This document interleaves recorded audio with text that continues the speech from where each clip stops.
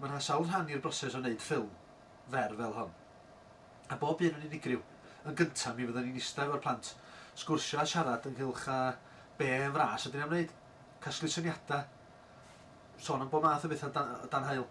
Gosod heini wedyn ar ei ffurf o ryw fath o gân. Tynnu lluniau i gyd fynd efo'r delweddau sydd yn y gân. Wedyn, mynd i recordio'r cwbl yn stiwdio sain gronw yn Felin Heli. A fydda wrth y modd cael mynd i fanno, da ni'n cael hwyl garw bob tro. Mae'r deunydd yna i gyd wedyn yn cael ei gasglu, ac yn ystod yr ail wythnos, mi fydda ni'n mynd i galeri, dechrau animeiddio chydig ohono fo, i'r plant cael gweld sut yn union mae'r broses yn gweithio.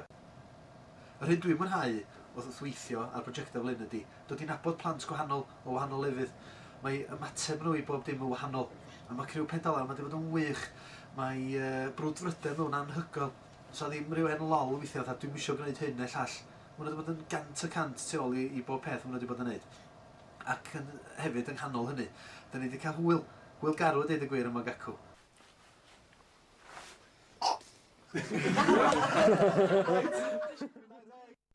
Mae hwn yn sicr wedi bod yn brofiad gwerthfawr iawn i'r plant.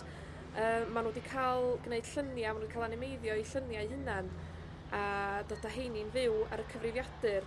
Maen nhw wedi bod mewn stiwdio recordio sain, recordio caneuon a clywed eu lleisiau hunan wedyn hefyd yn dod yn rhan o'r prosiect dod â bob dim at gilydd. Oedd pawb wedi enjoyo wneud prosiect fel hyn, cos da ni wedi gwneud beth fatha fideo bach ni'n hunan a wneud o fatha efo fy ffrindiau, cos ni ddim yn cael chance fel yna, wneud o efo ffrindiau eto. Da ni wedi gwneud 3 prosiect hyn o gwmpas ardal Gaernarfon.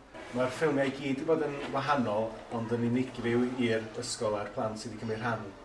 Dwi'n meddwl, peth mwyaf pwysig mae'r prosiectau yma'n dod ydy bod y plant cael gweithio efo'i gilydd, dod i fyny efo syniadau, maen nhw'n edrych ar ôl ei gilydd yn dda, helpu gilydd. Mae yna lot o waith arlunio, gwaith sganio, gwaith lliwio ar Photoshop. So mae'r plant yn cael agoriad llygad i delweddau newydd. Falle fysa'n nhw'n cael siawns i ddefnyddio fel arall.